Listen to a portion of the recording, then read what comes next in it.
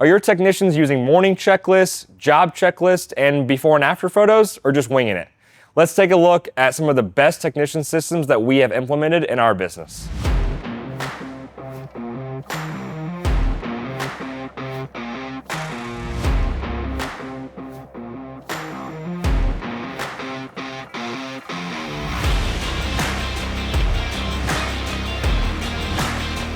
So the biggest goal with these technician systems is structure and keeping things the same as much as possible. Now, we can get in later in the video about how you don't just put a system in place and it just happens forever. You have to constantly stay on the system, either yourself or having a manager do so. For now, let's just kind of look at some of the basic structure, and this will kind of be from when a technician arrives in the morning. So they get here, they park their car, and the first thing that they do is they come over here and they clock in. So they have their card and they put it in the system and it punches in and out. Now, they don't get paid hourly, but we do need to know where they're at. So that kind of helps us know where our pricing is at and things like that, seeing kind of their like our revenue per hour stats. Then they come right to the morning checklist and they will take this off. So here they are labeled by truck. So truck 1, 2, 3, 4. All the keys for the trucks, truck 1, 2, 3, 4 will be on those hooks.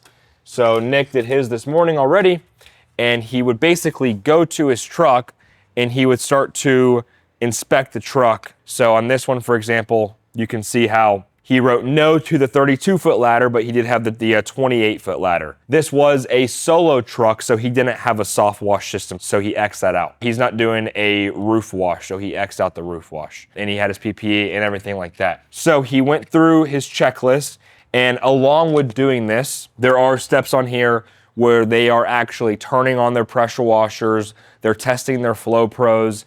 If they have a roof wash, they're testing their soft wash system. So they're not just checking boxes off of the page, they are actually testing the equipment here in the morning too. And so that way, if something is off, you know, we can flag it. The other day I was washing with one of our techs, Nick. We were done for the day, we had just finished. And last second, I just thought in my head, like, I know he said he strapped the ladders, but I'm gonna make sure and check. So I set up the little 4-foot step ladder next to the truck and climbed up, and I tugged on the ladder a little bit, and then I started climbing down, and right when I took the first step down, the ladder tipped over to the side. So I grabbed onto the hose reel stacking kit, this thing right here. This one's painted, so it's a little smoother, but on the other truck, it's just bare metal. I grabbed onto it like that, and that metal edge, I kind of slid down with the ladder, and it got me like through this finger, through here, and then I don't know how, but it got the top of my finger, maybe when I was coming down like this. But all in all, I think I got 8 stitches. It was rough. I was at the hospital until 1:48 in the morning.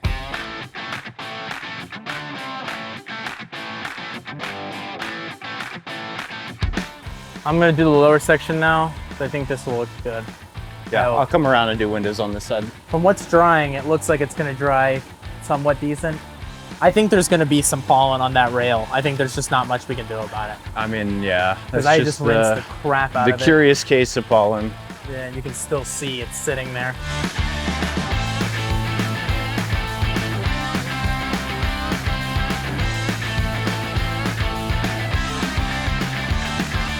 Percy Jackson, the Lightning Thief, and then the Sea of Monsters. Terrible, right? Terrible movies. Absolutely Great books. terrible. Absolutely amazing writer, Rick What was Riordan. I saying? They didn't allow him to be in with the movies, so. I don't think they ever got around to the third one. I thought they did. I thought Disney made the third one in the end. I thought Disney ended up making the third one. They got the series, which is even sure worse. It's dog, dude. Yeah, the series is horrible, dude. I won't go into detail.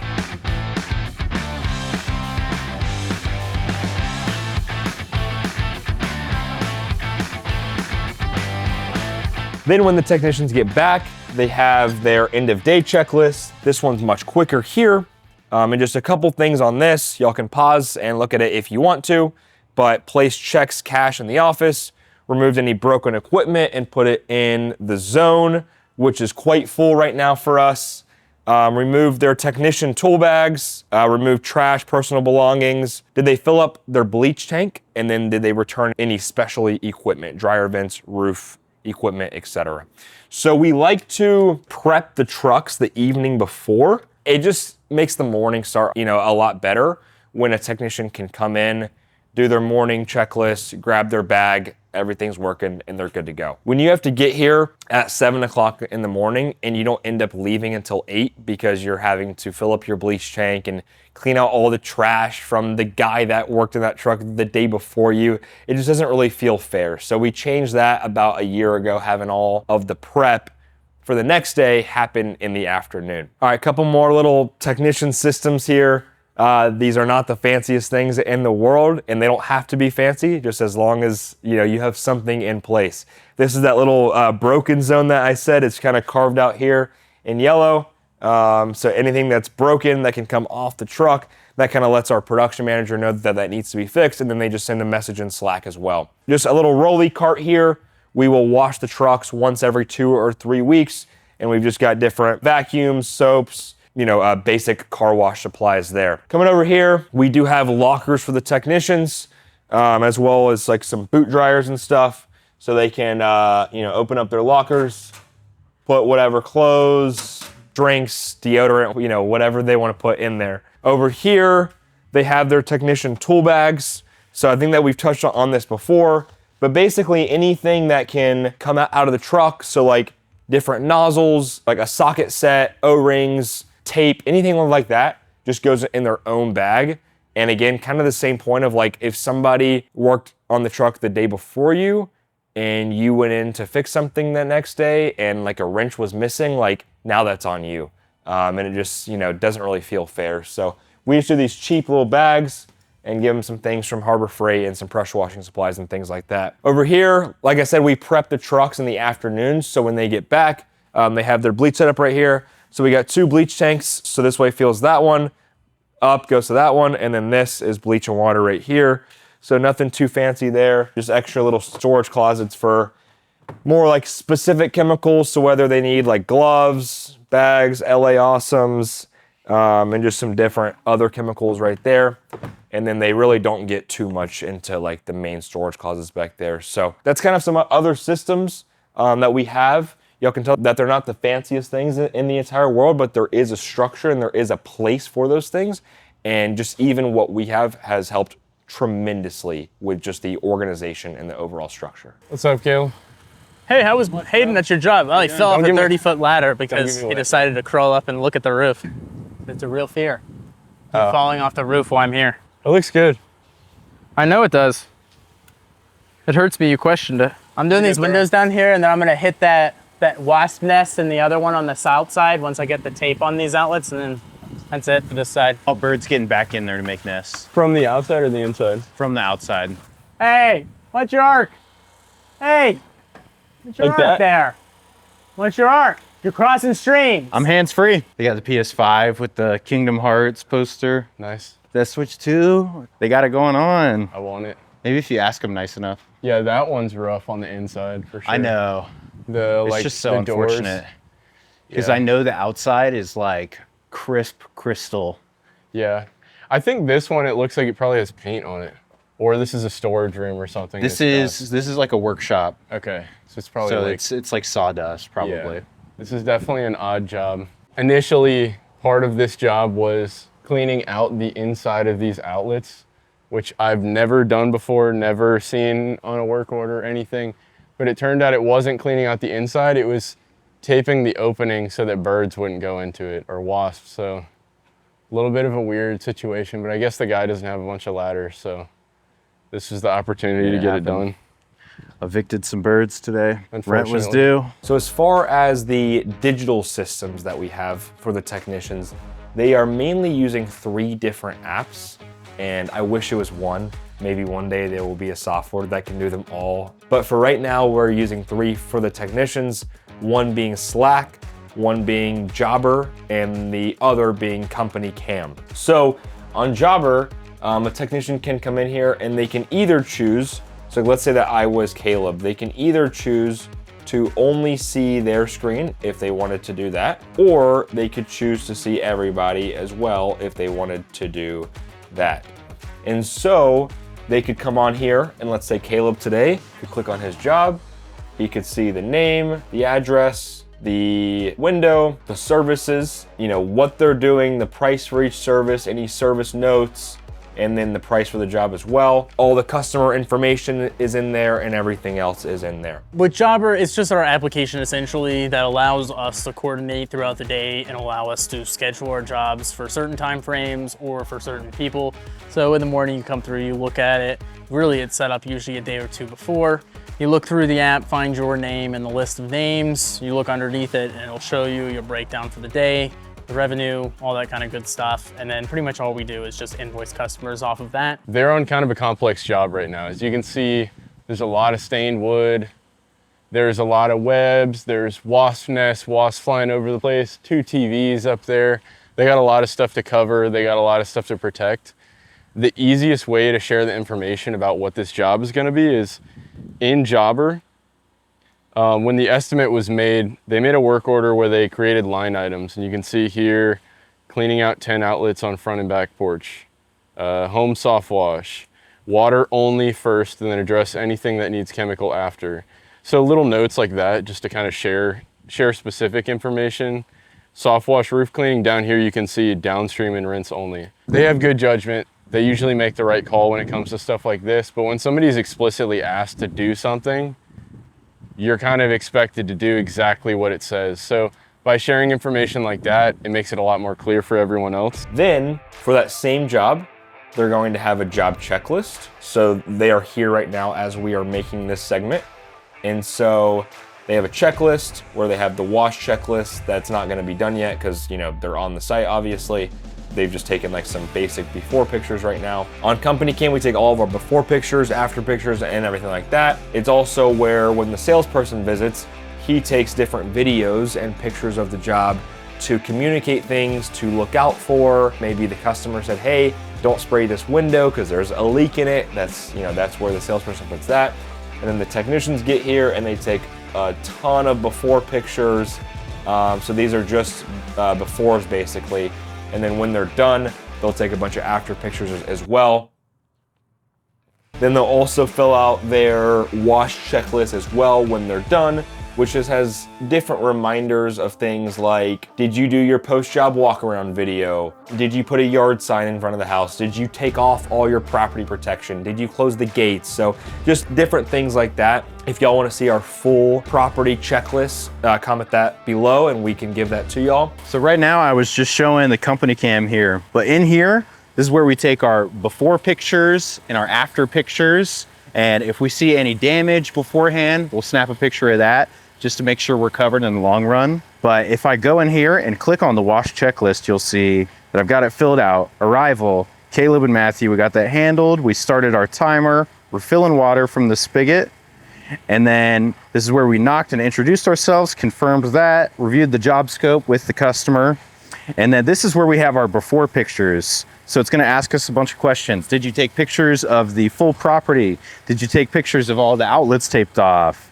Doorbell, camera, outdoor speaker system, all that. A lot of the time we'll remember to do this stuff, but you'll get another chance to go through and check, and it's just another way to make sure we're getting everything we need to get done before we get started on the job. Mid-job check-in, which checking in with Hayden, giving him a call, being like, hey, just letting you know, we're this far into the project, we have this left to do.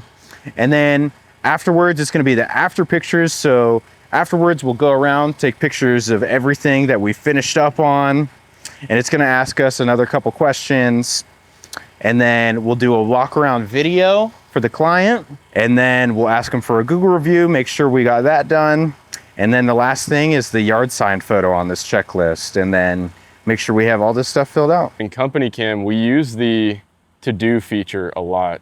So when we're on this customer's profile, I'll kind of cover their information. You can see to-dos right here. If I click on it, it says 4 remaining. That's because they're still working here, but we have this wash checklist here where they can put in their names, and then it's got all kinds of little steps like, did you start the timer? Are you filling the water spigot and have the drain closed? just small things like that. So throughout the checklist, it's really trying to give them reminders of things that they already know from training. I'm sure you guys know every day you do 1,000,001 things, so it's really hard not to forget the small stuff. When we experience an issue and it becomes a common pattern, that's when we start introducing a system to address it. So things like pre-existing damage, we've had people claim that we caused damage that we know we didn't, but without a picture showing that it was there before, there's no way to prove it. So you kind of have to just deal with the consequences. So that's kind of why these systems come in place. And then we have one more, which is Slack. And Slack, we have different channels. So not everybody's a part of every channel, but the technicians will be a part of the general, big wins, production team, repair and replace, and random, I believe. And so big wins, for example. Hey guys, Mrs. Jones just tipped me $50 cash, right? Just kind of highlighting different cool things that might happen throughout the day. General is just like general updates from everybody. If somebody needs time off, they text it in general. And this is so that we don't have a bunch of random group chats going on text messages, and we have places to, store everything. Nothing's ever gonna get deleted from here, and it's just a much safer way to do the business communication lines. You can also direct message people on here if you choose to do that. So I'm here, I got Slack pulled up. This is something that we use to not only communicate with each other, but if we need to communicate with Matt directly or Meg or Grant, we have a couple different channels that we can go into. So here we have the general channel, which this is everybody. This is everybody in the company. Everybody's gonna see these messages. If you're gonna be unavailable, like you need to call out for work in like 2 weeks, you put it in here. Meg's gonna see it, Grant's gonna see it, Matt's gonna see it, Hayden's gonna see it. That way everybody's on the same page as far as scheduling goes. And then we have some other channels, like we have one that's just the production guys. That way, if we're having issues that it's just stuff that's happening on the job, that's not really relevant to Meg or Grant. That way we can get it directly to the people who need to see it, the people that are gonna help us out with that. And then we have some other cool channels like the Google review and big wins. So like someone will call the office and be like, hey, Matthew did an awesome job. I just wanna let you guys know he was amazing. They'll send that in here, be like, hey, we just got a phone call about Matthew. Customer was blown away. Just wanna give a quick shout out to Matthew. So it's just cool to see stuff like that throughout the day. Like maybe you're not having a great day and you get a text in the Google review big wins that a customer loved the work you did for them. Just something to make you happy. Yeah, I'm doing some window touch-ups. Hayden said they look like No, I was just saying the ones that he just sprayed right here. There's like 3 of them. Yep. Okay. Just hit him again with the window unit that I already have hooked Looks up. good. Who leaves tape on a roof? It's not where tape goes. I think it's right in front of. It's right on the very front of the roof. Is it right in front of this outlet or this one? It's probably this one, but back up and you can see it. Okay. Oh, hot rope. Directly in front of this outlet up here. Can you just back up and see? Yeah. It's always a good day watching some handsome boys work.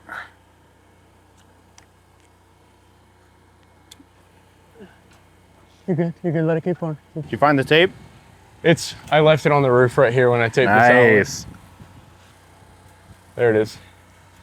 If you're ever thinking about working outside, think a little harder. Is that good? Was that a good one? Does that seem jaded enough? Don't climb with things draped in front of you, caught on ladder rungs. I don't know, VeggieTales is pretty good for life lessons. Rick Riordan's a good author.